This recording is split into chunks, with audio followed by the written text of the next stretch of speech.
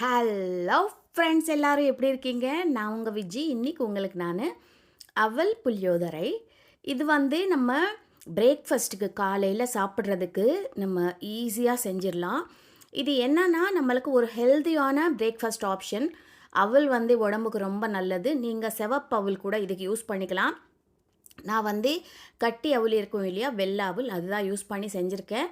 Super டேஸ்டியாக இருக்கும். அதே மாதிரி செய்யறதும் ரொம்ப ரொம்ப ஈஸி. ரொம்ப ஒரு ஹெல்தியான பிரேக்ஃபாஸ்ட்னால நீங்கள் கண்டிப்பாக ஒரு வாட்டி ட்ரை பண்ணி பாருங்கள். உங்கள் எல்லாருக்கும் ரொம்ப ரொம்ப பிடிக்கும். இந்த அவல் நார்த் இந்தியாவில் ரொம்ப முக்கியமாக அந்த பிரேக்ஃபாஸ்ட்டுக்கு அவங்க இதுதான் சாப்பிடுவாங்க. போஹான்னு சொல்லுவாங்க. அது எப்படி செய்கிறதுன்னு நம்ம இன்றைக்கி பார்த்துடலாம் வாங்க. இந்த மாதிரி கட்டியான அவல் எடுத்துக்கோங்க. திக் அவல் எடுத்துட்டு இது நல்லா இந்த மாதிரி 2-3 வாட்டி கழுவணும். இந்த மாதிரி திக்காக இருக்கணும், பார்த்து எடுத்துக்கோங்க. மெலிசா பேப்பர் மாதிரி இருக்கிற அவல் எடுத்திங்கன்னா அது எல்லாம் குழஞ்சி போயிடும், உப்புமா வரவே வராது. இந்த மாதிரி 2-3 வாட்டி இந்த அவலில் அழுக்கு ரொம்ப இருக்கும். அதனால நீங்கள் என்ன பண்ணணுன்னா, ஒரு 2-3 வாட்டி இந்த அவல் நல்லா கழுவணும். அப்போ தான் அந்த இது ஒரு ஸ்மெல் இல்லாமல், அந்த அழுக்கு இல்லாமல் க்ளீனாக ஒயிட்டாக வந்துடும் அந்த அவல். அது வரைக்கும் நீங்கள் கழுவுங்க. சிவப்பு அவல் எடுத்தால் கூட நீங்கள் இதே மாதிரி தான் 2-3 வாட்டி கழுவணும். இப்போ பாருங்கள், கழுவிட்டு இந்த மாதிரி நம்ம வடிகட்டுற ஒரு இதில் போட்டுருங்க. இது எல்லாமே தண்ணி ஃபுல்லாக எடுத்துருங்க. எடுத்துகிட்டு அப்படியே ஓரமாக வச்சுடுங்க. அது ஒரு 10 நிமிஷத்தில் நல்லா ஊறிடும். இதுக்குள்ளே ஒரு சின்ன எலுமிச்சங்காய் அளவுக்கு புளியும் ஊற வச்சுருக்கேன். இப்போது கடாயை சூடு பண்ணிக்கோங்க. சூடு பண்ணிவிட்டு ஃபஸ்ட் இதில் வேர்க்கடலை, பச்சை வேர்க்கடலை தான் நான் போட்டிருக்கேன். வேர்க்கடலை நல்லா ஓரளவுக்கு ஃப்ரை ஆகட்டும். நல்லா கொஞ்சம் ஃப்ரை ஆனதுக்கப்புறம் இதில் நீங்கள் கடுகு, ஜீரகம், அப்புறமா உளுத்தம்பருப்பு, கடலைப்பருப்பு போட்டுக்கோங்க. இது நம்ம புளியோதரைக்கு நார்மலாக எப்படி தாளிக்கிறோம் அப்படி தான். ஆனால் இதில் நம்ம கொஞ்சம் வித்தியாசமாக அவல் சேர்த்து நம்ம செய்கிறோம். இப்போ பாருங்கள், நல்லா இந்த போட்ட உளுத்தம்பருப்பு, கடலைப்பருப்பு எல்லாம் நல்லா கலர் மாறணும். அது வரைக்கும் நீங்கள் ஃப்ரை பண்ணிக்கோங்க.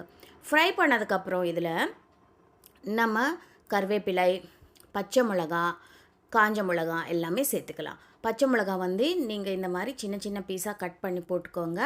உங்களுக்கு காரம் பத்தலைன்னா கூட இந்த பச்சை மிளகா ஒரு கொஞ்சம் காரம் நம்மளுக்கு தூக்கலாக இருக்கும். அதனால் பச்சை மிளகா சின்ன சின்ன பீஸாக கட் பண்ணி நான் போட்டிருக்கேன்.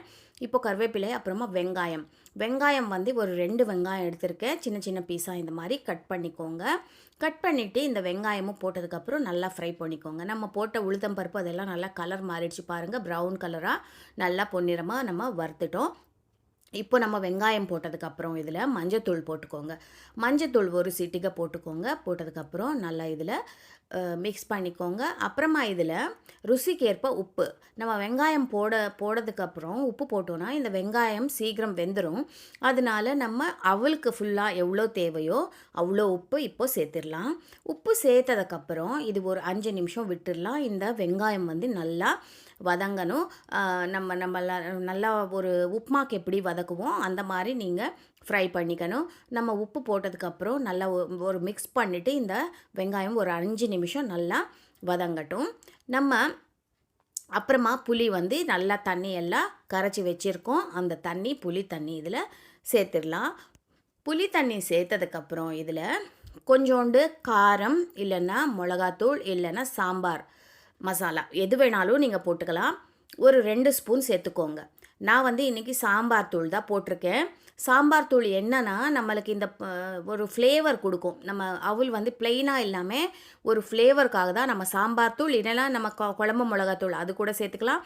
இல்லைன்னா நார்மல் மிளகாத்தூள் இருக்கும் இல்லையா, அது கூட சேர்த்துக்கலாம். ஒரு சின்ன துண்டு வெல்லம் சேர்த்தோன்னா அந்த புளிப்பு, அந்த காரம் கரெக்டாக இதாகிடும். அதனால் ஒரு சின்ன துண்டு புளி போட்டிருக்கேன். இப்போது நம்ம போட்ட புளி தண்ணியெல்லாம் நல்லா இந்த மாதிரி கொதிக்கணும். ஃபுல்லாக அதில் இருக்கிற தண்ணியெல்லாம் நல்லா எவாப்ரேட் ஆயிடணும். அது வரைக்கும் நீங்கள் ஃப்ரை பண்ணிக்கோங்க. நல்லா இப்போ பாருங்கள், எண்ணெய் மேலே பிரிஞ்சு வருது, நம்மளுக்கு தெரியுது பாருங்கள். நல்லா திக்காக ஆயிடுச்சு. இப்போ நம்ம இந்த ஸ்டேஜில் நம்ம வடிகட்டி வச்சுருக்கோம் இல்லையா அவல், அது இதில் சேர்த்துட்டு மிக்ஸ் பண்ணிட வேண்டியது தான். மிக்ஸ் பண்ணுறதுக்கு கொஞ்சம் டைம் எடுக்கும். ஏன்னா இது வந்து கொஞ்சம் நம்ம அவல் இல்லையா, கொஞ்சம் மிக்ஸ் ஆகுறதுக்கு கொஞ்சம் டைம் ஆகும். நீங்கள் மெதுவாக எல்லாம் நல்லா மிக்ஸ் ஆகிற வரைக்கும் நல்லா மிக்ஸ் பண்ணிக்கோங்க. அப்புறமா மேலே மெலிசாக கட் பண்ண கொத்தமல்லி தூவிட்டிங்கன்னா சூப்பர்பான அவல் புளியோதரை ரெடி ஆகிடும். கண்டிப்பாக ட்ரை பண்ணி பாருங்கள். சேனலுக்கு சப்ஸ்கிரைப் பண்ண மறக்காதீங்க.